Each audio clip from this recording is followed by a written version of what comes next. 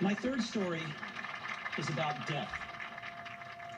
About a year ago, I was diagnosed with cancer.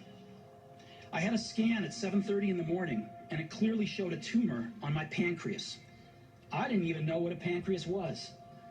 The doctors told me this was almost certainly a type of cancer that is incurable, and that I should expect to live no longer than 3 to 6 months. My doctor advised me to go home and get my affairs in order, which is doctor's code for prepare to die. It means to try and tell your kids everything. You thought you'd have the next 10 years to tell them in just a few months. I lived with that diagnosis all day. Later that evening, I had a biopsy. I was sedated, but my wife, who was there, told me that when they viewed the cells under a microscope, the doctors started crying because it turned out to be a very rare form of pancreatic cancer that is curable with surgery. I had the surgery, and thankfully, I'm fine now.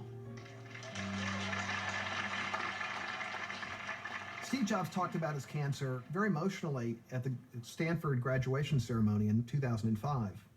And he very clearly told the story to make it sound as though he had been diagnosed and moved immediately to surgery and been cured. That simply wasn't true.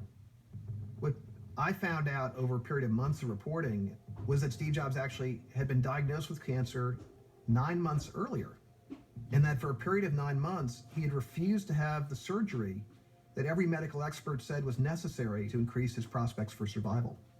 Instead of having the surgery, he had sought alternative medicine approaches to try to cure himself of cancer. Entrepreneurs have a almost pathological need to control their own fate.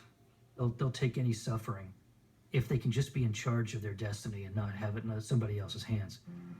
Apple's stock has been volatile on rumors about Jobs' health. The company's stock was halted for a time, then took a big hit when it reopened in after-hours trading. Apple's share prices have dropped with every pound that Jobs has lost in recent months.